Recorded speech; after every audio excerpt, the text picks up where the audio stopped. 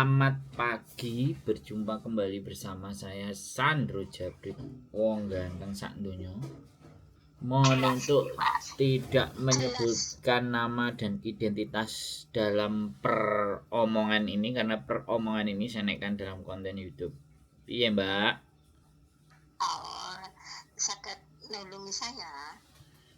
Wah, kalau nulungi apa, Mbak? Kalau minjemin duit jelas nggak punya, Mbak. Uangnya tidak dipinjamkan. Luru majikan. Kan kelompok WhatsApp nih kata. Iya. Udah banyak.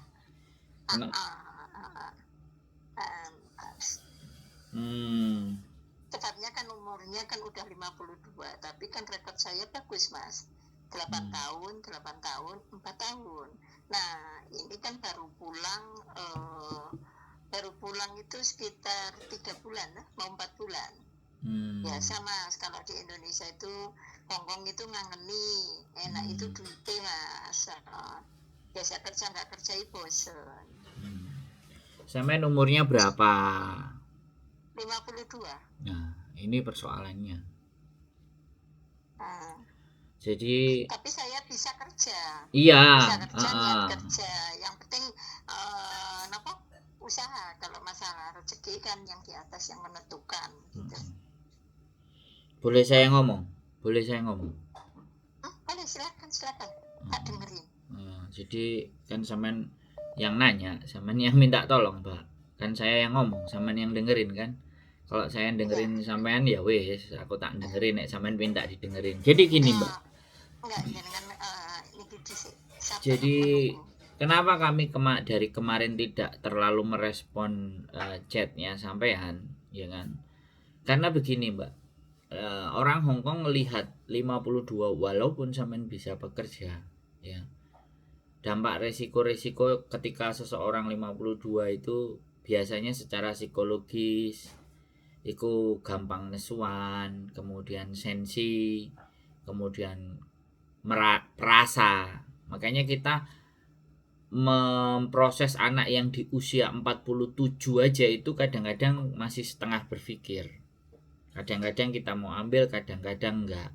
Kalau kita akan berat, tapi kalau sampean tetap merasa bahwa pingin berjuang, kami bisa arahkan sampean ke PT. Ada beberapa PT kolega kami yang kami percaya, ya kan? Karena kami enggak bisa memberikan majikan, tapi kami punya beberapa kolega teman-teman kami di PT yang punya agent yang berbeda, barangkali sampean nanti direkomendasikan ke mereka.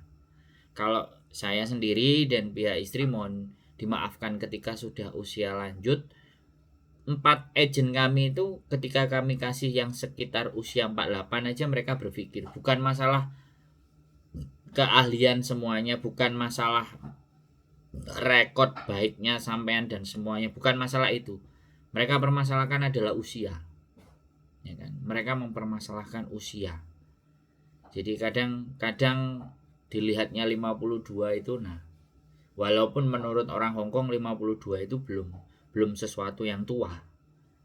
Nah, ada beberapa option yang bisa kita berikan nanti.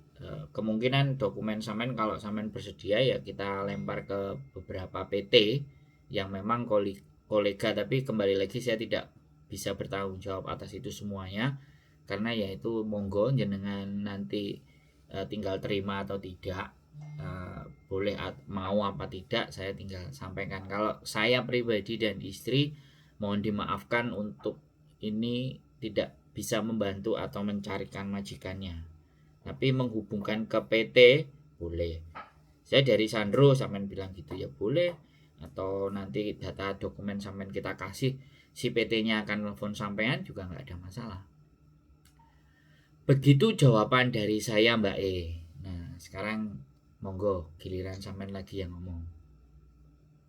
Oh iya, Mas. Matur nuwun. Kalau itu nggak usah. Saya memang nggak masuk PT, sebabnya saya maunya calling visa di rumah dan urusan PT kalau bisa turun gitu. Loh. Ya. Mbak, kolega saya di PT, makanya di sini loh kalau ngomong sama orang, sorry to say ya, saya sekali lagi mohon maaf. Maaf. Iya, maaf. Enggak, saya kurang mengerti takutnya saya masuk PT terus lama, terus nanti saya gak kepenak sama PT. Nah, kan makanya kan sampean orang lama, ya, sampean orang lama. Sampean kalau peraturan yang baru, nah ini nggak semuanya orang paham. Makanya kan saya ngomong. Nah, jadi saya ngasih sampean ke PT itu bukan berarti sampean masuk seperti anak non. Nah ini kan makanya sampean jarang nonton konten saya. Konten saya mungkin sampean tonton baru beberapa aja karena dikasih tahu sama teman. Nah kan, saya berkonten udah hampir 4 tahun yang lalu. Dan saya menceritakan episode proses di dulu sama sekarang itu bagaimana, seperti apa. Karena sampean orang lama. Sekarang sudah 52. Sudah sekian tahun di Hong Kong. Padahal proses itu sudah nggak begitu. Kalau orang-orang yang Hong Kong, Taiwan, Singapura yang sudah berbekal kemampuan bahasa mereka yang mereka kuasai, prosesnya pastinya calling visa. Bukan proses masuk ke PT. Masuk ke PT setelah visa turun. Bisa dipahami maksud saya? Ya, saya sekali lagi terserah, saya kembalikan sama sampean. Dikarenakan kami tidak bisa mencarikan sampean majikan melalui kami, maka sampean kami arahkan untuk ke beberapa kolega PT kami yang ada di Indonesia. Siapa tahu mereka masih mau menerima sampean dengan majikan-majikan yang mereka tersedia. Jadi majikan di Hong Kong itu ibaratnya banyak ya. Nah, saya cerita dulu nih sekalian biar sampean juga memahami. Karena belum tentu orang lama di Hong Kong itu akan ngerti dan paham proses itu, belum tentu. Bahkan orang yang baru ngerti, paham dan semuanya itu pun belum bisa juga memahami proses. Karena makanya disitulah saya membuat konten. Jadi hari-hari ini ketika kita berproses dan itu X, rata-rata kenapa ada masalah yang X Taiwan langsung pindah ke Hong Kong? Karena yang terjadi PT itu tidak akan memberikan bimbingan lagi dari sejak awal, dan anak-anak pun juga tidak pernah mau lagi masuk ke PT. Itu kuncinya sebenarnya di situ. Yang pertama, ketika PT ngajak teman-teman masuk dari awal pelatihan lagi, itu biaya satu, makanya mengirit biaya, udah langsung kasihin majikan. Yang pertama. Yang kedua, teman-teman juga sudah nggak seneng kalau lama-lama di PT. Di PT itu kalau visanya sudah turun, kemudian PAP terakhir, terus kemudian medical baru berangkat, itu yang disenangi anak-anak. Itu yang sampean dengar cerita-cerita di luar. Jadi kalau saya menyampaikan atau memberikan sampean ke PT itu bukan konsepnya seperti sampean dari nol. Bisa dipahami, Bu, maksud saya? Nah, jadi seperti itu biar sampean juga paham proses hari ini. Saya juga tidak ingin menghalang-halangi keinginan sampean untuk mendapatkan rezeki lagi di Hong Kong. Ya, saya tidak ingin menghalang-halangi. Dengan cara saya tidak bisa memberikan sampean majikan, kan masih ada banyak jalan dan masih ada cara lain, dan masih ada juga agen-agen umbruan di sosial media. Tapi kalau persoalannya bisa dipercaya atau tidak, saya tidak bisa jawab kalau pertanyaan itu.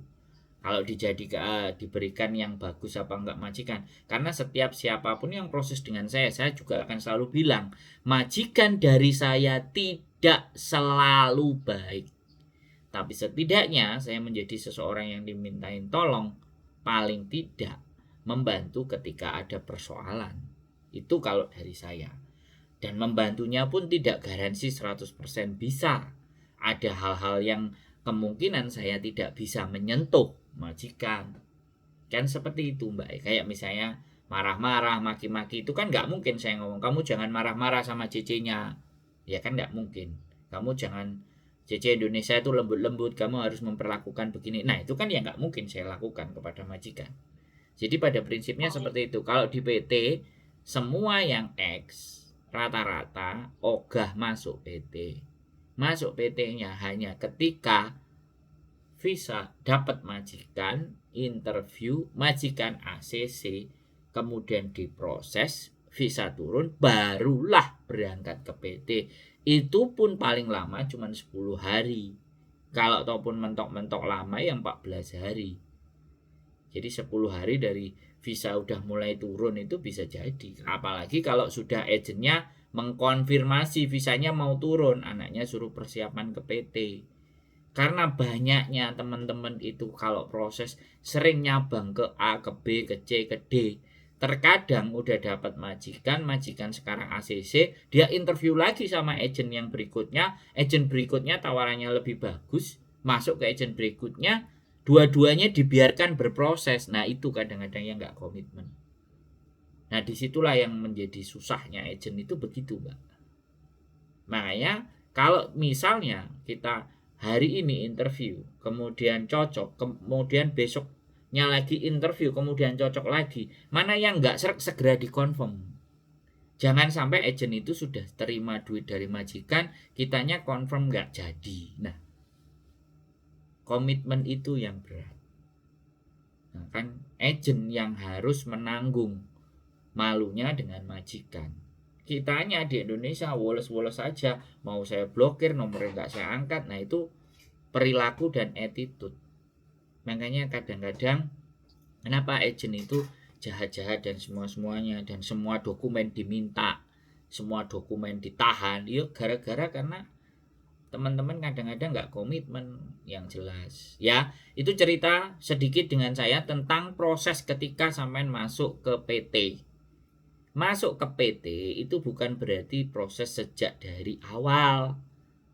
Semuanya juga udah tahu kalau kita itu non dan X. Ini makanya harus dijelaskan. Jadi nggak ada masalah nek sampean tetap menganggap saya bisa membantu.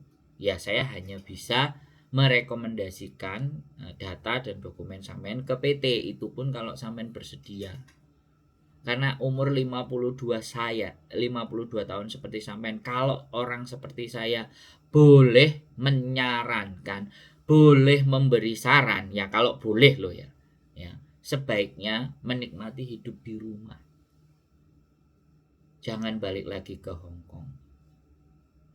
Tapi jenenge wong karep ini kan kadang-kadang gak mau, aku masih iso, aku masih sanggup, aku masih gini dan gitu. Nah, wes, sekarang giliran jenengan yang ngobrol lagi, gimana?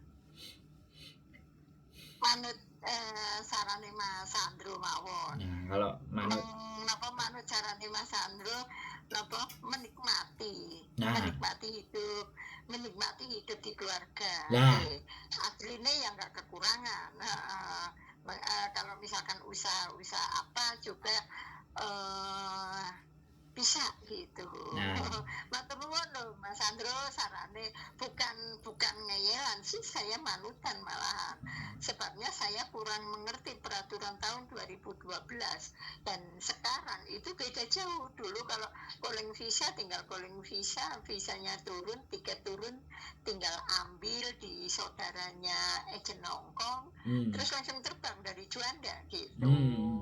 Iya, enggak seperti sekarang serumit itu. Mungkin banyak kasus yang nggak betul, apa penjualan orang yang ke Vietnam atau apa-apa yang nggak beres. Mungkin saya mengerti, ya. Kalau masalah umur neyelan, sok pintar itu juga tergantung orangnya, Mas Andro. Saya ucapin matur nuwun. Siap. Ya, Mas. Siap. Sukses selalu ya, Mas. Sukses selalu mau datang Sandonya. Siap. Ya, manis, sabar, seneng kayak bijaksana gitu kalau ngasih saran. Kalau soal minta tolong keuangan, boten kalau bisa kita berdiri di kaki sendiri orang. Iya, siap. Yo, siap, matur nuwun. Salam Mbak Yuli. Sehat selalu buat jenengan Bu matur sembah nuwun. Matur nuwun Mas. Bye. Oke teman-teman semuanya, yang kembali lagi ya, saya sangat menyadari bahwa keinginan, harapan semuanya itu pasti baik gitu kan. Jadi walaupun 52, terkadang kalau jiwa semangatnya masih besar ya seperti ibunya ini. Nah makanya kembali lagi saya udah bukan kok menyuruh menyerah dan pasrah ya. Kalau saya mohon dimaafkan, usia segitu sekali lagi beberapa banyak yang masih telepon dari konten dari channel YouTube saya itu orang tergerak mungkin ya, mungkin kembali lagi saya juga tidak ingin menahan ya, pastinya buat teman-teman semuanya yang sudah berusia, tapi usia segitu sebaiknya menikmati hidup saja, ya kan. Kalau memang kalian masih memaksa ingin berangkat pergi, saya hanya bisa membantu memberikan rekomendasi ke PT. Tapi kalau saya sendiri yang mencarikan majikan, saya mohon maaf sebanyak-banyaknya. Sekali lagi, dengan tidak mengurangi rasa hormat saya kepada teman-teman semuanya yang mungkin berusia 48 ke atas ataupun 50, dengan saya tidak sangat-sangat menghargai, tidak ingin mendiskreditkan atau tidak ingin menyisihkan orang-orang yang sudah berusia seperti itu, tapi sebaiknya nikmatilah hidup teman-teman. Kerja keras kalian yang di masa lalu itu bagaimanapun hari ini cepat usahakan untuk berkumpul bersama keluarga, ya. Masa saya anaknya nggak jomblo. Oke, keep stay tune my YouTube channel and see you next video. Bye bye.